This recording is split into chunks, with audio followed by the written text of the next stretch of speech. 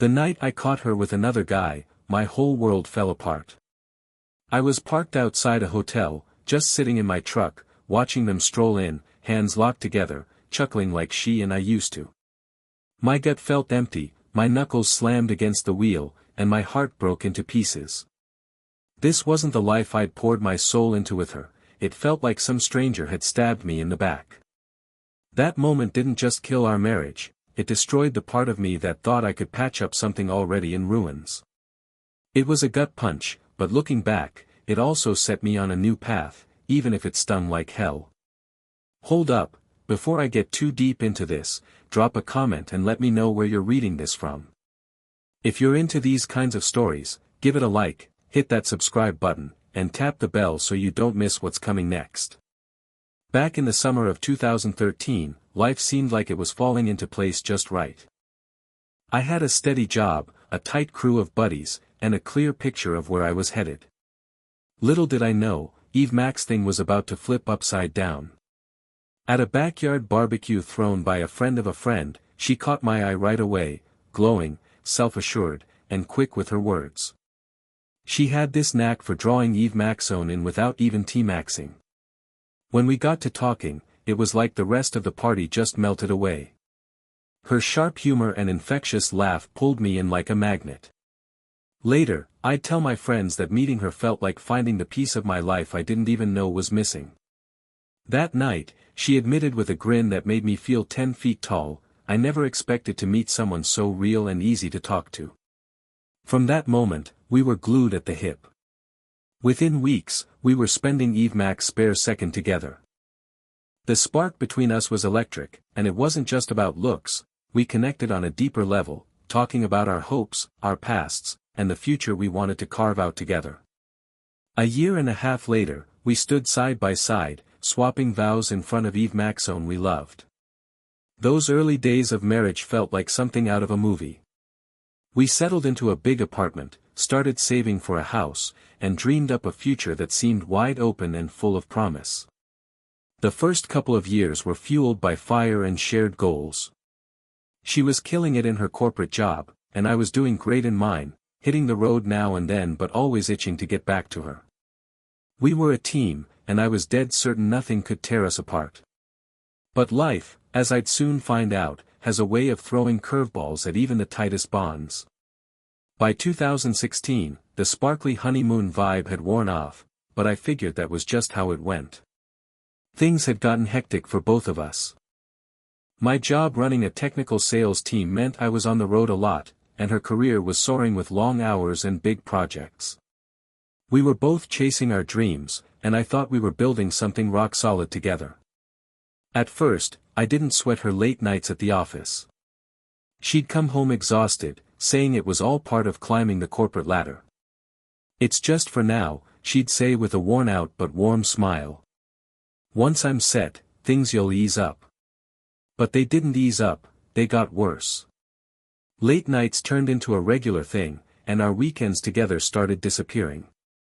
She started going to these work outings more and more, first monthly, then weekly, then even more often than that. I tried to roll with it, convincing myself it was just a rough patch we'd get through. I wasn't exactly a homebody either, with my job pulling me away for a few days Eve Mac's month or so. But when I was home, I missed the way we used to connect. One night, after she waltzed in late again, I couldn't hold back anymore. Can we talk about how far apart we've been feeling? I asked, T-maxing to keep my cool even though I was boiling inside. She didn't even glance up from kicking off her heels. You're barely around to see what's going on, she shot back sharply. I'm just doing what I need to keep things together. Her words landed like a punch I wasn't ready for. I got defensive, but part of me wondered if my constant trips were actually the issue. If it's about me being gone, I can dial it back, I said, hoping to find some common ground, but our talk just spiraled into the same old arguments that left us both worn out and no closer to fixing anything. Looking back, those fights were like red flags waving in my face. They weren't really about her late hours or my travel, they were about the growing gap between us. Little things started to grate on us both. She'd get snappy if I forgot to empty the dishwasher, I'd get irritated when she'd scroll through her phone while we were eating. Even our time in the bedroom was demaxing up. It stung when she'd dodge my attempts to get close, mumbling about being too tired or stressed out. I tried to make up for it. On weekends when I wasn't on the road, I'd plan special date nights or whip up her favorite dishes. But more often than not, she'd bail, saying something about last-minute work stuff that couldn't wait. The real breaking point hit one Friday night. I'd gone all out for a dinner to bring us closer, something we hadn't done in forever. The table was decked out with candles, her favorite wine, the works. I was pumped for a night just for us. But when she walked in, she barely glanced at the setup. "So Max," she said, already halfway out the door. "I've got to meet some work people tonight. It's a big deal." Something inside me just snapped. "Do you even see how much effort I put into this for us?" I asked, my voice shaking with frustration and pain. She let out an annoyed huff. "You're making a mountain out of a molehill. It's just one evening." "It's not just one evening," I pushed back. "It's Eve Max evening. When's the last time we actually hung out?" She rolled her eyes, brushing me off. "Here we go again." Her coldness cut deeper than I could explain. I didn't keep fighting, but the hurt settled in. That night, as I scraped the untouched food into the trash, I couldn't shake the sinking feeling that she was slipping away, and maybe she'd already made up her mind I wasn't worth keeping. By 2017, the cracks in our marriage were impossible to ignore. Her late nights kept piling up, and so did our arguments. But the worst part wasn't the yelling, it was the quiet. The easy, flowing talks we used to have were gone, replaced by awkward small talk or just plain silence. I started pulling back into my own head, second-guessing Eve Max thing. Was I being too hard on her? Was I dropping the ball as a husband? Or was there something else going on that I was missing? I began picking up on things that didn't sit right, a whiff of unfamiliar perfume on her jacket, how she'd get cagey whenever I asked about her work outings, the way she kept her phone glued to her side, even at 2 a.m. My instincts screamed that something was wrong, but I tried to shut them down. "She's just under pressure," I'd tell myself. "You're reading too much into this." But deep down, the doubt kept growing, gnawing at me. Our marriage, once bursting with fire and big plans, now felt like a fragile stack of cards ready to topple. No matter how hard I tried to hold it together, I couldn't shake the sense that it was only a matter of time before Eve Max thing came crashing down. It was a chilly night in February Max 2018 when my whole world got turned upside down. Like so many nights before, she came home, work bag slung over her shoulder, looking beat. She muttered something about a late meeting, barely giving me a nod before heading to her room to catch up on emails. I wanted to buy her STO Max, I wanted to trust her with Eve Max thing in me. But her distance had been eating at me for months, and that night, it tipped over into full-on suspicion. The next day, when I offered to grab the groceries from her car, something told me I was about to uncover more than I was ready for. While I was pulling a Gross Max bag out of her car's back seat, something bright caught my attention, a flash of pink peeking out from under the passenger seat. I reached down and fished it out, a bra, unmistakably hers. I recognized it right away because she always stuck to that one brand she loved, but it didn't add up. Why the hell was it stuffed under the seat? My stomach churned, and I felt like I might puke. My brain scrambled for any innocent reason. Maybe it slipped out of her workout bag, I told myself, but I knew that was a stretch. She hadn't hit the gym in ages. When I walked back into the house, she was in the kitchen, flashing a relaxed grin. "You look like you just saw a ghost or something," she teased, her voice breezy and carefree. I forced out a weak chuckle and shrugged it off. "Just wiped out," I mumbled, keeping the bra hidden behind my back as I set the Gross Max bags on the counter. She didn't push, and I didn't call her out. My heart was racing too fast to even think about confronting her. That night, I barely got a wink of sleep, my mind spinning through Eve Max late night, Eve Max excuse, Eve Max moment that felt off. Was I going crazy, Or was I about to stumble onto something I wasn't ready to face? The next evening, she headed out for yet another work thing, barely tossing a glance my way as she left. The second the door shut, I grabbed my spare phone and tucked my work cell into the back seat of her car. I didn't want to spy on her, but I had to know. My instincts were screaming, and I couldn't brush them off anymore. The tracking app showed a little blue dot moving downtown, right to that bar she'd mentioned a few times in passing. I got in my truck and followed, my hands clamped so tight on the wheel my knuckles went pale. I didn't even recognize myself, some desperate guy chasing the truth, no matter how much it was gonna hurt. I parked across from the bar, my eyes glued to Eve Mac's person walking in or out. About an hour later, there she was. She stepped outside, laughing, arm in arm with some guy I'd never laid eyes on. He was tall, dressed sharp as a tack, and carried himself like he owned the place. His hand rested on her lower back, steering her toward his car. My heart sank like a stone as I watched him pull her in and kiss her. No way. Not her, not us, I muttered, my voice shaking like a leaf. I wanted to yell, to jump out and get in their faces, but I was stuck, like my body wouldn't move. Seeing them slide into his car and peel out felt like I was watching my life through someone else's eyes. I tailed them, barely keeping my emotions from spilling over. 10 minutes later, they pulled into a hotel lot. They got out, holding hands, and walked inside like it was the most normal thing in the world. Right then, parked alone in my truck with the engine humming, something inside me just shattered. I slammed my fists into the steering wheel, tears pouring down my face. The betrayal hit like a tidal wave. The woman I loved, the one I thought I knew inside and out, was a complete stranger now. I couldn't stay there. Watching them vanish into that hotel was too much to handle.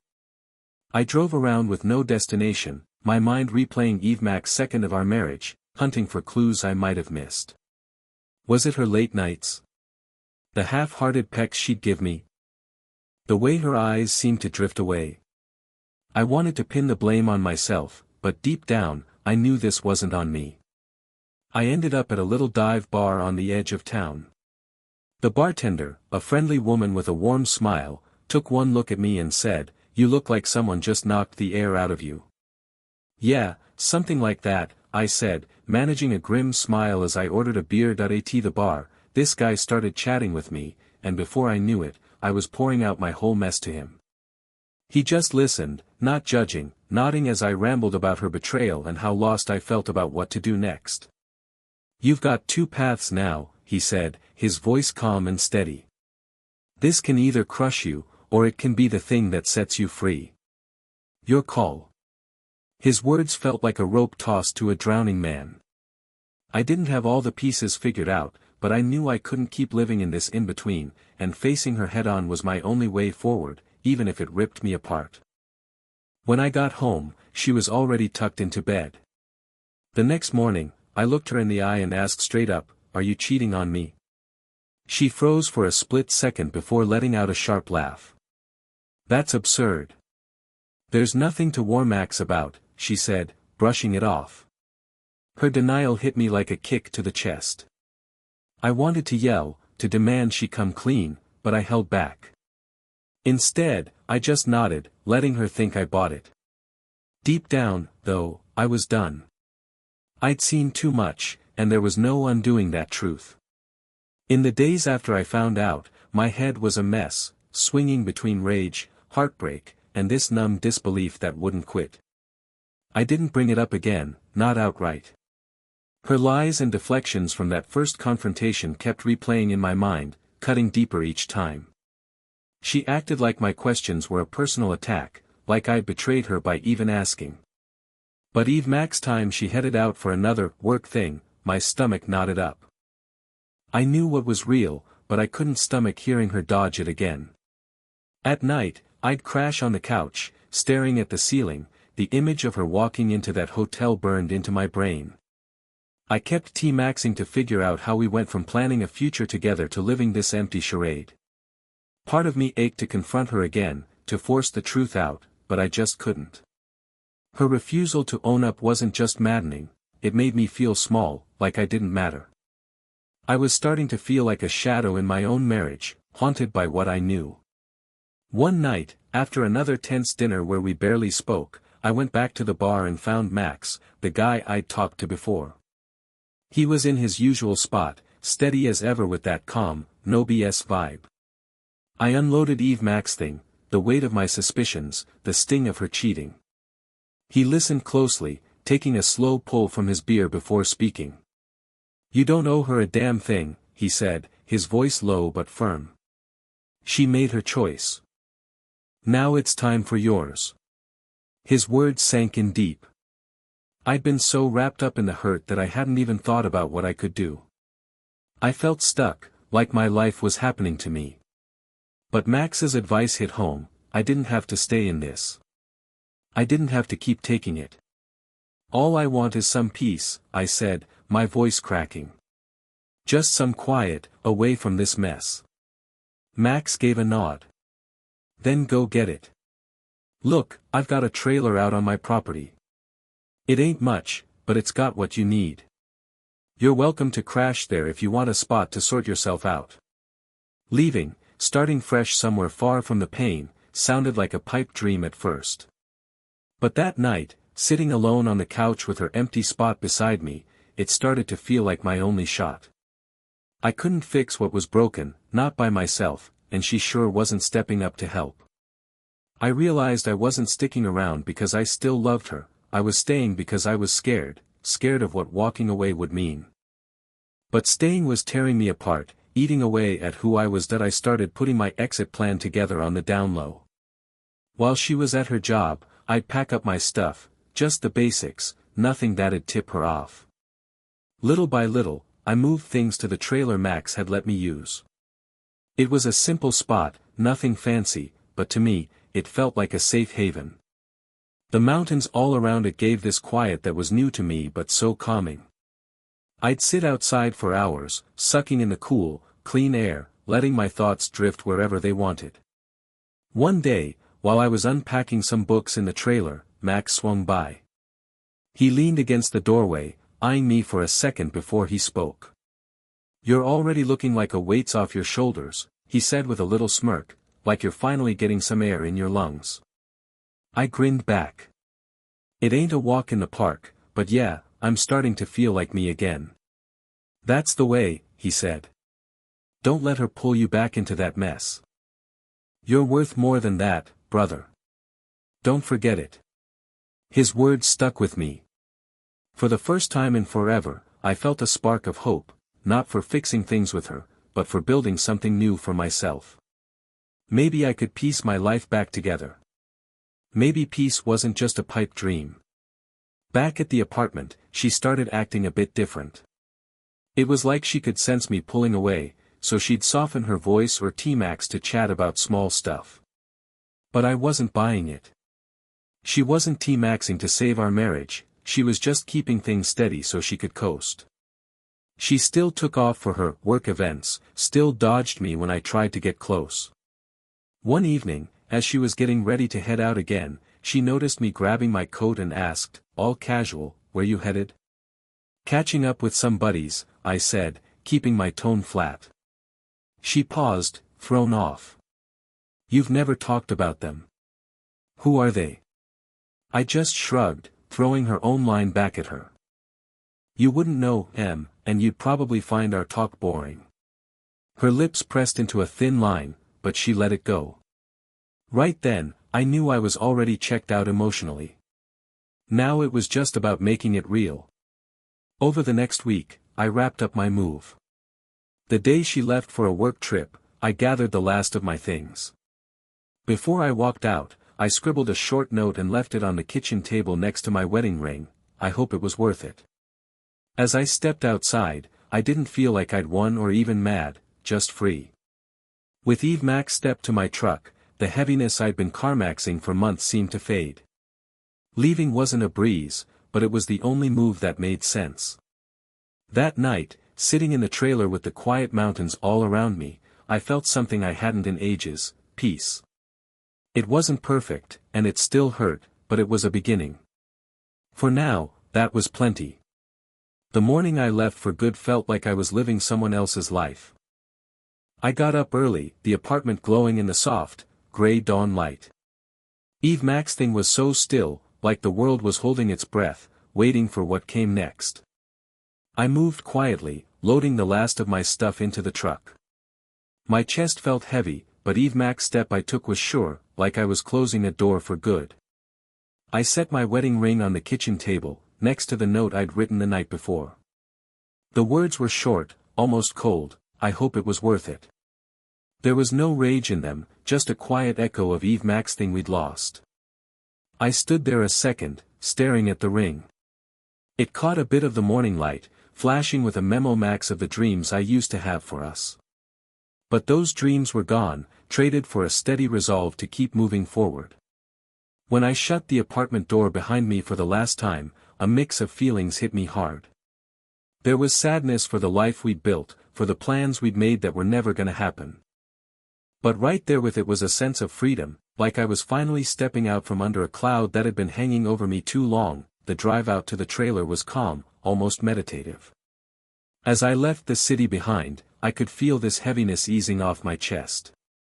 The skyscrapers and traffic faded, giving way to wide-open fields and curvy backroads. Before long, the mountains popped into view, their rugged peaks slicing into the sky like a quiet promise of something better. The air started to shift too, getting cooler and fresher, like it was washing away the mess I was leaving in my rearview. When I pulled up, the trailer was waiting for me, tucked in among the trees. It was just a modest 26-foot spot with a little deck I'd put together with Max's help, but to me, it felt like a safe harbor. The mountains stood tall in the distance, their silence soothing my worn-out nerves. I hauled my boxes inside one at a time, a mix of bone-tired exhaustion and relief washing over me. The trailer had this faint smell of pine and new paint, a reminder of the time I'd spent getting it ready for this exact moment. I set my stuff down and stepped back outside to soak in the scene. Max. The sun was just starting to climb, splashing golden light across the hills and painting Eve Maxthing in shades of orange and pink. For the first time in what felt like ages, I took a long, deep breath and let it all out. The crisp, cool air filled me up, climaxing hints of dirt and wildflowers. It was nothing like the heavy, stifling air back in that apartment. She threw away Eve Maxthing we built, I said softly to myself, my voice cutting through the quiet. But I'm starting fresh. The days after that were a blend of quiet thinking and getting used to this new life. Living in the trailer made me strip things down to the basics. The space was tight, but it felt purposeful. Eve Max's item I kept had a reason. Without the noise of the city or the chaos of my marriage, I started reconnecting with parts of myself I'd ignored for years. Mornings turned into a routine I looked forward to. I'd get up early, brew some coffee, and head out to the deck to watch the sunrise over the mountains. The light would spill across the peaks, lighting up the trees and stretching long shadows over the ground. Birds sang in the distance, their chirps mixing with the sound of leaves rustling in the breeze. It was peaceful in a way that felt almost holy. Evenings, I'd sit by a little fire pit Max helped me set up, watching the flames flicker and sway. Those quiet moments gave me space to think about Eve Maxthing I'd been through. I reflected on the love we'd had, the betrayal that tore it apart, and the emptiness that came after. But out there alone, I started feeling something new, gratitude. Gratitude for the clarity I'd gained and for the chance to start over. Max would drop by now and then, either to share some wisdom or just to kick back with me on the deck, sipping a cold one as the sun sank below the horizon. "You're settling in good out here," he said one night, his voice steady as ever. "It's tough, but you're making it work." I nodded, gazing at the fading light. "It still hurts," I admitted, "but this place, it feels like where I'm supposed to be." "That's what counts," he said. "You've got a fresh start now. Don't let it slip away." His words hit deep and stayed with me. The ache of leaving her, of walking away from Eve Maxthing, was still there, but it wasn't swallowing me whole anymore. It was more like a scar, part of my sto Max, but not the whole book. By the end of June, I'd found my rhythm. I'd spend my days hiking the trails nearby, working from my laptop, and slowly piecing myself back together. The mountains became my safe place, their stillness reminding me that life keeps moving, no matter how broken you feel. Standing there, wrapped in their quiet strength, it hit me, I wasn't just escaping my past, I was chasing a future I hadn't even dreamed of yet. Those first few weeks up in the mountains were so quiet it almost threw me off. The stillness felt strange, even a little unnerving at first. Without the city's constant hum or the emotional roller coaster of my old life, it was just me and my thoughts. But as the days stretched into weeks, I started to see something incredible. That quiet wasn't hollow, it was alive, filled with the chatter of birds, the whisper of leaves in the breeze, and the soft gurgle of a nearby stream. It was like the mountains were talking to me, nudging me to slow down and really listen. I dove headfirst into building a new routine. Eve's morning, I'd lace up my sneakers and hit the forest trails for a long run, the chilly air waking me up as I pushed myself harder each time. The paths wound through the woods, opening up to secret meadows, shimmering creeks, and jaw-dropping views of the valley below. Running turned into my way of healing, a chance to sweat out the leftover hurt from my past while getting back in tune with my body and mind. It wasn't just about staying in shape, it was about taking back the reins of my life. One afternoon, while tackling a steep trail, I spotted someone up ahead wrestling with a busted bike tire. I jogged closer and saw a young woman kneeling next to her mountain bike, looking ticked off. "Could you use some help?" I asked, catching my breath. She glanced up, her face breaking into a relieved grin. "I wouldn't turn it down. This thing's been a pain all day."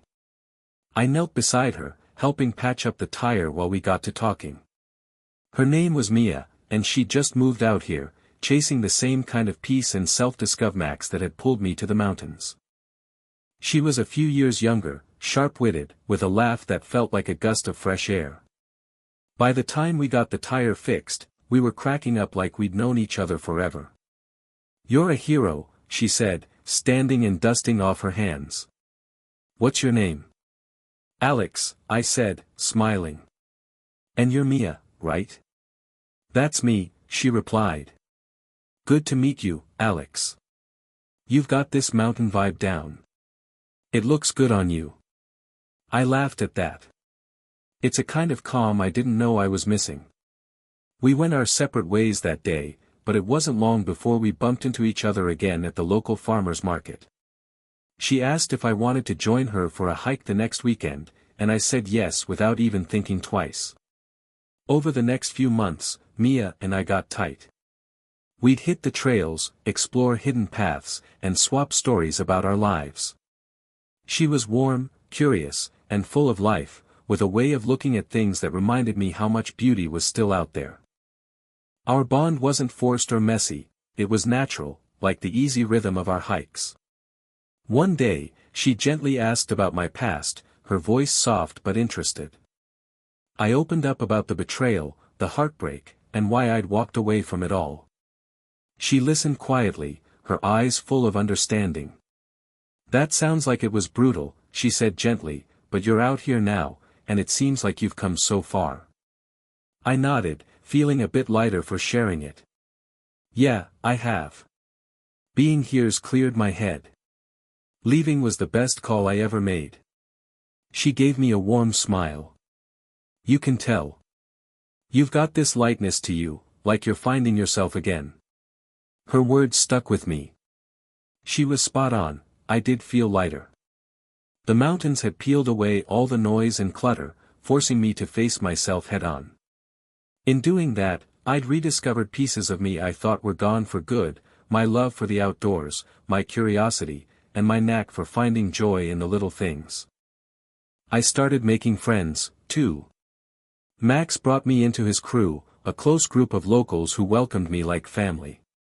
We'd spend nights around campfires, trading stories, and laughing under a sky full of stars. Max's family had me over for dinners, where his kids would yank on my arm, begging to hear about my trail runs and mountain adventures. One evening, as we sat around the fire, Max looked over at me, his face glowing in the dancing light of the flames. "You've come a long way, Alex," he said. "I can tell just by how you hold yourself now, you've got that fire back in you." I grinned, my eyes tracing the dark outline of the mountains. "It's these mountains," I said. "They've got a way of patching you up." "Nah," he shot back with a smirk, "that's all you. The mountains just gave you the room to sort it out." By the time 2019 wrapped up, my life had changed in ways I never could have pictured. The hurt from my past wasn't running the show anymore, it was just a piece of my stomax, something I'd left behind. Mia and I weren't jumping into anything serious, but the bond we had was real. She'd tease me about my mountain man vibe, and I'd laugh because she wasn't wrong. I'd leaned into a simpler life, one that filled me with calm and purpose. I still thought about my ex-wife now and then, not with bitterness, but with a quiet peace. Her betrayal had gutted me, but it also set me loose. It pushed me toward this new path, to the mountains, to new friends, and to rediscovering who I am. One chilly winter morning, I stood on a ridge, watching the sunrise splash the sky with gold and red. A wave of gratitude hit me hard. Life wasn't flawless, but it was mine, and for the first time in years, I felt like a whole person again. The coffee shop in town was one of my go-to spots, a cozy place where I could work, sip a plain black coffee, and watch the world go by. That morning, sunlight streamed through the big windows, painting warm streaks across the wooden floor. It was the kind of calm I'd come to love, a far climax from the chaos I'd left behind. But that calm was about to get shaken. I just hit send on an email when I heard someone call my name. The voice was too familiar, one I hadn't heard in over a year. I turned, and there she was, my ex-wife, standing across the street, waving with a mix of shock and nervous energy. My gut twisted. Part of me wanted to act like I hadn't noticed, to duck out the back and skip whatever this was, but something kept me glued to the spot. She hurried across the street, her heels clicking on the pavement, and stopped a few feet away. Her hair was pulled back the way I used to like, and the scent of her old perfume dragged up memories I'd fought hard to be Max. "Alex," she said again, her voice softer now. "I've been T-maxing to track you down." I stood there, my coffee cooling in my hand, not sure what to say. Finally, I nodded toward an empty bench outside the shop. "Let's sit," I said, keeping it short. We sat, and she started talking fast, her words tripping over each other. "I'm so sore Max for Max thing I did," she said, her eyes shining with tears she was holding back. "I know I hurt you bad. I screwed up, and I've been kicking myself Max day since you walked out." Her voice broke, and she took a second to steady herself. I didn't say a word, just let her keep going. "After you left, my life fell apart, my job, that guy, Max thing just crashed. I lost it all, Alex, and it made me see how much I threw away, how much I hurt you. I've been looking for you because I want to fix this." She looked at me, her eyes begging. "Please, Alex, can we T-max again? Can we start over?" For a second, I was speechless. Her words hung there, heavy with feeling. The guy I was a year ago might have buckled, desperate to claw back what we had. But I wasn't him anymore. I took a deep breath, the mountain air still fresh in my lungs, keeping me grounded. "You can't take back what's broken," I said, my voice calm but firm. "This is where our stomax ends." She winced like I'd slapped her, tears streaming down her face. "Alex, please, I know I don't deserve it, but I still love you." "I never stopped," she pleaded. I shook my head, a strange calm settling over me. "If you really loved me, you wouldn't have done what you did, lying to me night after night while you tore apart Max thing we had." Her C-maxing got louder, catching the eyes of a few folks passing by. I softened my voice, not out of sympathy, but because I was done. "I don't hold a grudge. I'm past that. But there's no going back.